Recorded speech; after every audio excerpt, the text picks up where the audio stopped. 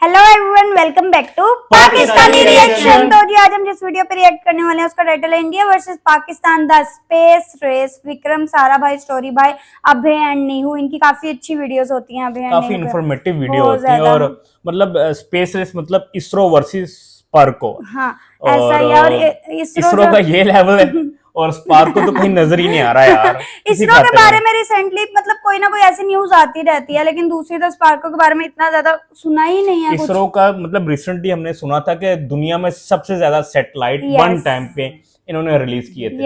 Yes बड़े ही reasonable rate पे बड़े लोगों ने इनको अप्रोच किया था। तो इवन कई यूरोप के कंट्रीज ने और अप्रोच किया था, क्योंकि जब रशिया और उसके कौन सा कंट्री था, यूक्रेन की जो वॉर चल रही थी, तो कई यूरोपियन कंट्री ने इंडिया को अप्रोच किया। हाँ, तो अब देखते हैं कि इस वीडियो में क्या डिटेल्स हैं। करते हैं स्टार्ट। डिस्कशन होने वाली है हमेशा की तरह। अमेजिंग एंड तक जुड़े रहिएगा, चैनल को सब्सक्राइब कर दीजिए। पाकिस्तान भारत से ज्यादा फास्ट ग्रो हो रहा है। पाकिस्तान साइंस में भारत से 2 कदम आगे है। इनफैक्ट पाकिस्तान भारत को स्पेस सेक्टर में पछाड़ रहा है। अगर मैं ये सारी बातें कहूँ तो आप मुझ पर हंसेंगे, लेकिन एक जमाना था जब ये तीनों स्टेटमेंट्स सच थे।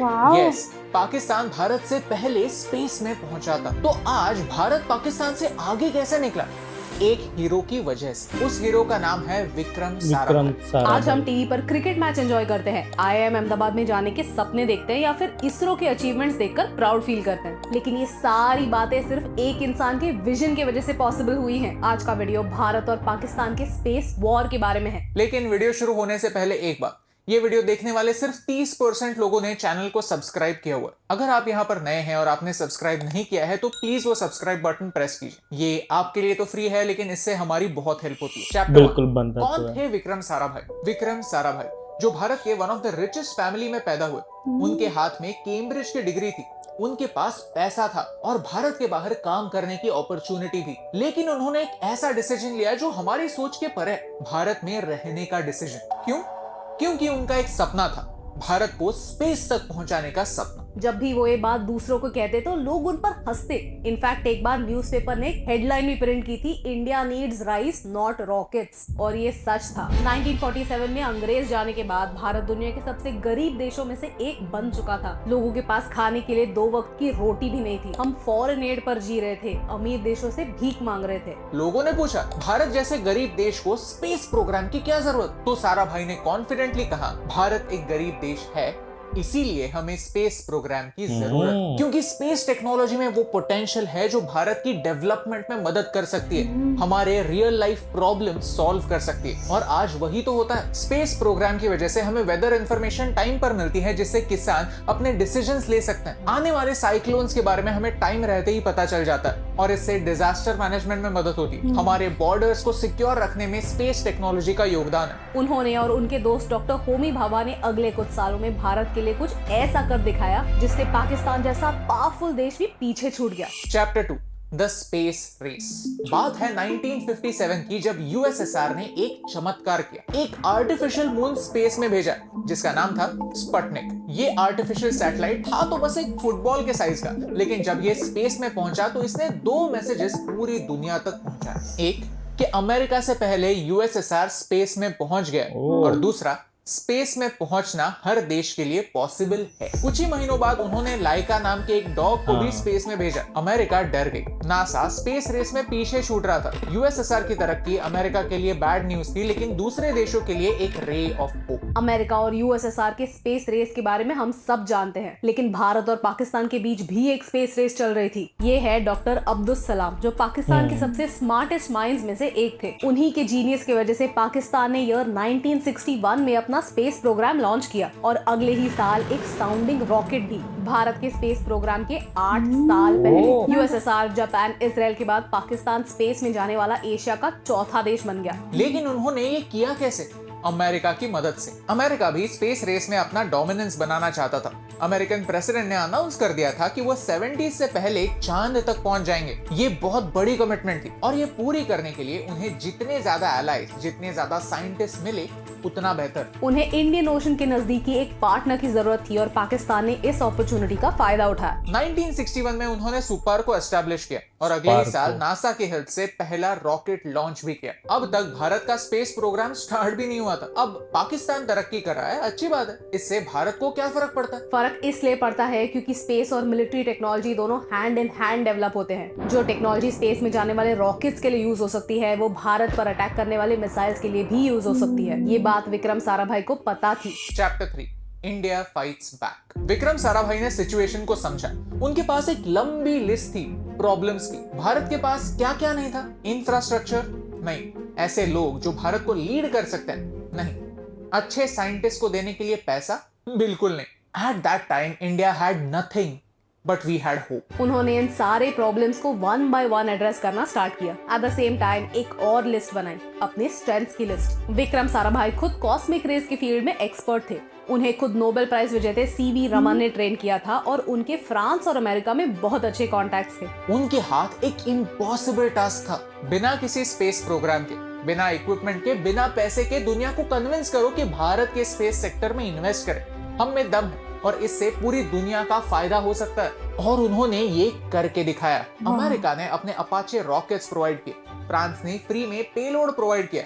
ये माल एक बैलगाड़ी से तुम्बा लॉन्चिंग स्टेशन पहुंचा और 22 नवंबर 1963 में भारत की धरती से पहला साउंडिंग रॉकेट लॉन्च हुआ। साराभाई ने इम्पॉसिबल को पॉसिबल करके दिखाया। चैप्टर 4 इसरो और उसके अचीवमेंट्स। पहला रॉकेट लॉन्च होने के बाद भी इसरो को एज एन ऑर्गेनाइजेशन फॉर्म होने के लिए 6 साल लगे। उसके बाद इसरो ग्रो कैसे हुआ? उन्होंने ग्रोथ के लिए लीप फ्रॉगिंग अप्रोच अपनाया। लीप फ्रॉगिंग का मतलब है जो टेक्नोलॉजी दूसरे देशों ने डेवलप की है उनकी मदद लो। सेम डेवलपमेंट करने में टाइम वेस्ट मत करो, उससे आगे बढ़ो। इस अप्रोच की वजह से कई सारे अपॉर्चुनिटीज भारत के लिए खुल गए। इसरो ने साइट यानी satellite instructional television experiment conduct किया।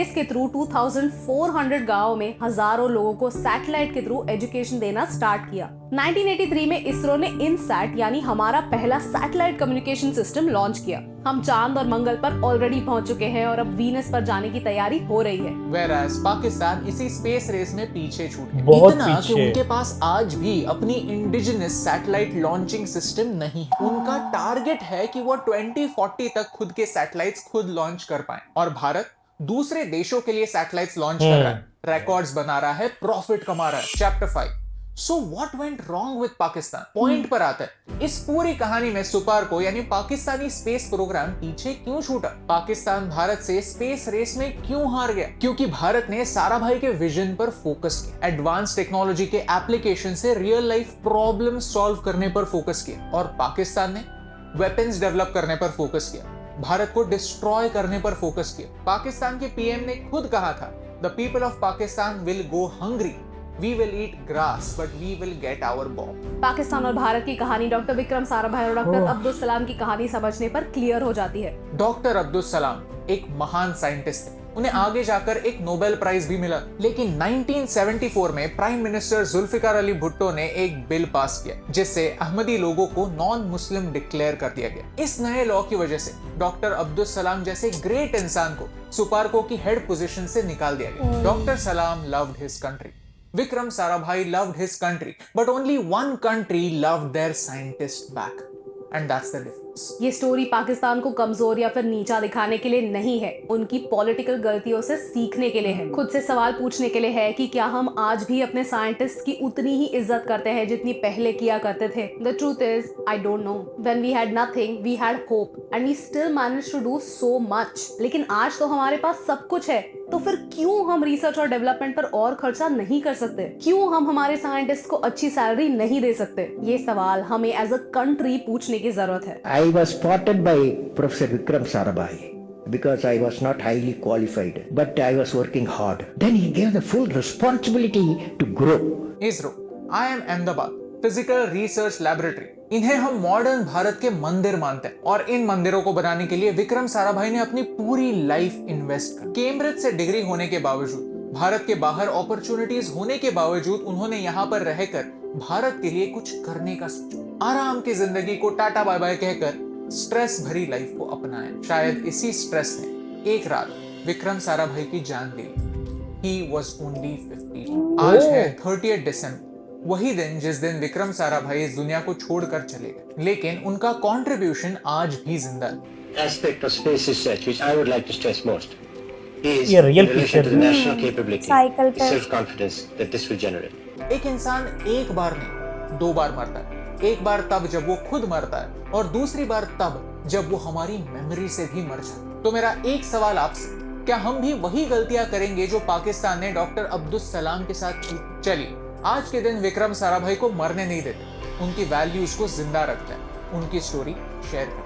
आज का भारत इसीलिए है क्योंकि कल के भारतीयों ने भारत के इस आइडिया को पहचाना, अपने पेट्रियटिज्म को प्रैक्टिकल पेट्रियटिज्म बनाया, अपने अपनी फील्ड में सिर्फ खुद का नहीं भारत का भी नाम बनाया, और उन्हें हमारे दिलों में जिंदा रखने से मुझे फर्क पड़ता है।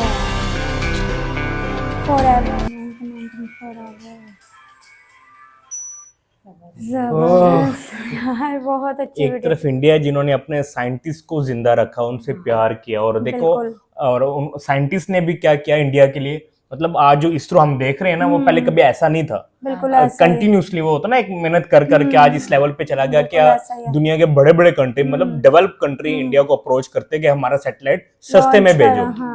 और एक पाकिस्तान है यार, मुझे बड़ा दुख हुआ, ये स्टोरी मुझे नहीं पता थी। मुझे भी नहीं पता थी।